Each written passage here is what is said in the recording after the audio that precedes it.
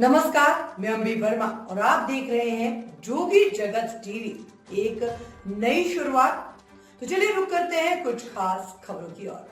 आम आदमी पार्टी के प्रदेश अध्यक्ष गोपाल साहू बताया कि युक्तिकरण के खिलाफ आम आदमी पार्टी द्वारा आज यानी 11 जुलाई 2025 को सभी जिलों में जिला शिक्षा अधिकारी, ब्लॉक शिक्षा अधिकारी कार्यालय के सामने विशाल धरना प्रदर्शन किया गया। उन्होंने कहा कि छत्तीसगढ़ की भाजपा सरकार शिक्षा नीति के मोर्चे पर विफल रही है। युक्तिकरण के नाम पर हजारों स्कूलों को बंद कर देने के बाद कई स्कूल शिक्षक विहीन हो गए हैं। 63,000 शिक्षकों के पदों को भरने में नाकाम रही सरकार। नाकामी को छुपाने 10,000 स्कूलों को बंद कर दिया गया ताकि छत्तीसगढ़ के युवाओं को नौकरी नहीं देनी पड़े। इसीलिए युक्तिकरण किया गया। युवाओं और छात्रों के साथ हो रहे अन्याय के खिलाफ आम आदमी पार्टी विरोध जताती है। प्रदेश संगठन महामंत्री जसवीर सिंह ने कहा है कि छत्तीसगढ़ सरकार ने युक्तिकरण के तहत स्कूलों को आपस में मिलाया गया, शिक्षकों का स्थानांतरण किया गया और कई छोटे स्कूलों को बंद किया गया, लेकिन वास्तविकता में इसके नतीजे कई जगहों पर नकारात्मक साबित हुए।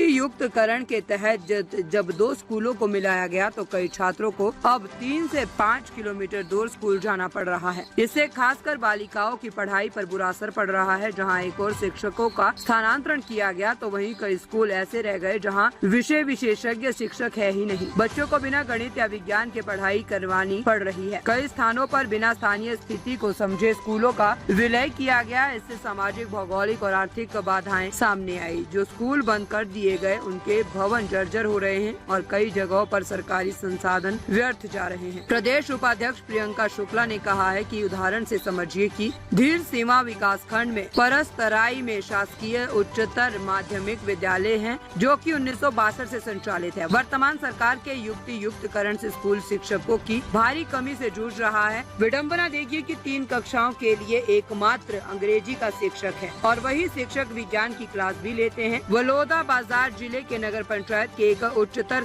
माध्यमिक विद्यालय के छात्र छात्राएं 50 किलोमीटर दूर कलेक्ट्रेट जाकर विरोध प्रदर्शन कर सरकार को अपने बर्बाद होते भविष्य पर चेतावनी तक दे डाली।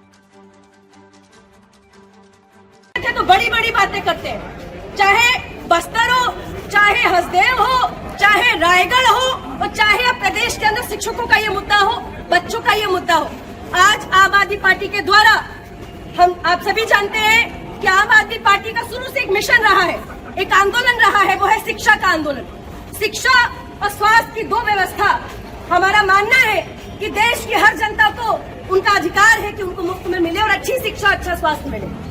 लेकिन प्रदेश के अंदर इसकी दलाली की जा रही है, लंबे स्तर पर दलाली की जा रही है।